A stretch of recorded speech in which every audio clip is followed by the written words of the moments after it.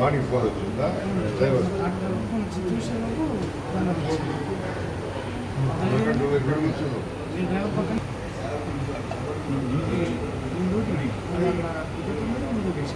వెనక నుంచి కారు గుద్ది లోపల ఈయన దూకేసి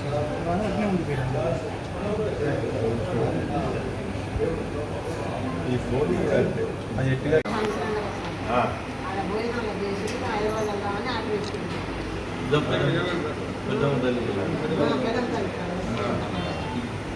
చూసుకొని మళ్ళీ ఎప్పటి ఎలవంచి వచ్చారు అక్కడ చూసుకొని మళ్ళీ వెళ్ళిపోదామని అక్కడ ఎక్కింది ఏం చేస్తావు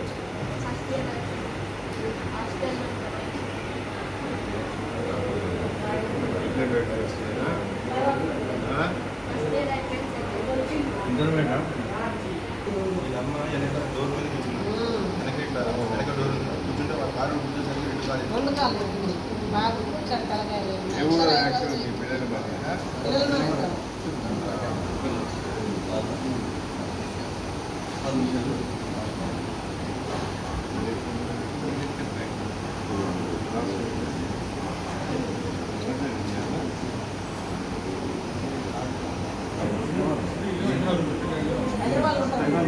10 సంవత్సరాలు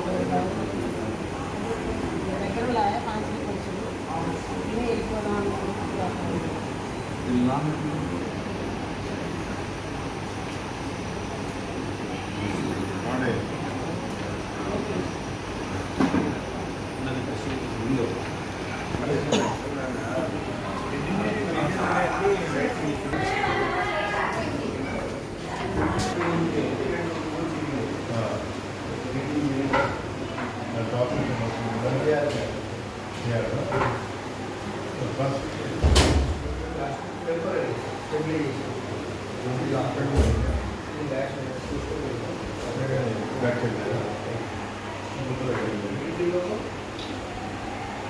వేస్తున్నావు ఏం పెట్టావు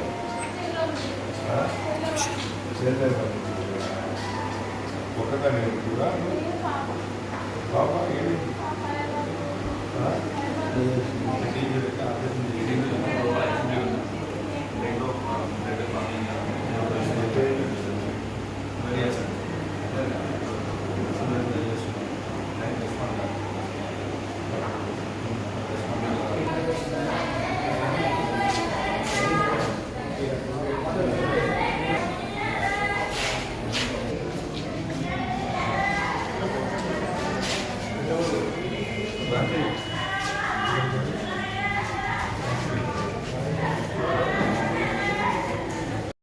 యాక్సిడెంట్ జరిగేదో చాలా దురదృష్టకరం.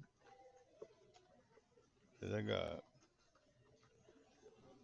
ఇక్కడ చూస్తుంటే పేషెంట్స్ కానీ చనిపోయిన వాళ్ళు కానీ వాళ్ళ బంధువులు చూస్తుంటే చాలా బాధగా ఉన్నది.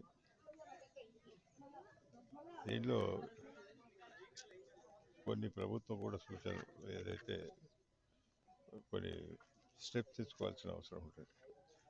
హైవేలో ఎక్కడైతే పార్కింగ్ ప్లేస్ ఉందో అక్కడే పార్క్ చేయాలి, కానీ రోడ్డు మీద పార్క్ చేయడంతో కొన్ని ఇటువంటి ఇబ్బందులు వస్తున్నాయి, యాక్సిడెంట్స్ అవుతుంది.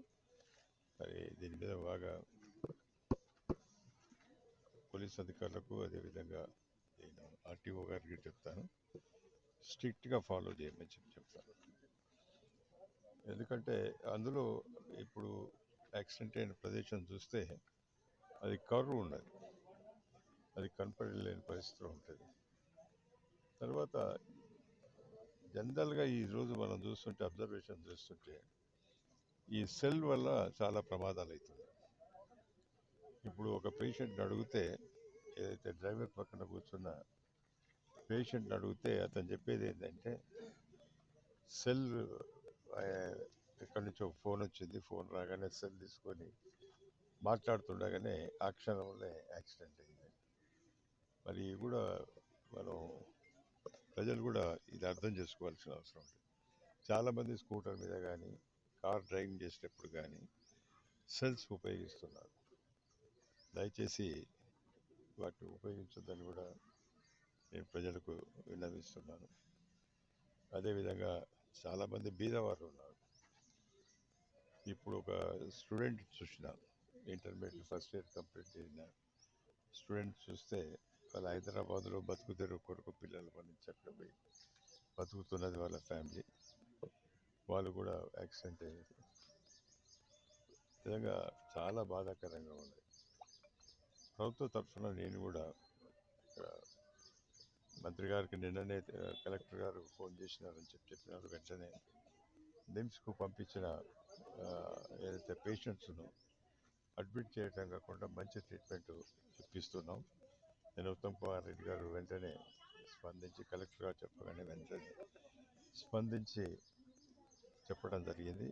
అదేవిధంగా ప్రభుత్వం ద్వారా ఏ సహాయ సహకారాలు ఉంటే తప్పనిసరిగా వాళ్ళకి అందజేస్తామని కూడా ఈ సందర్భంగా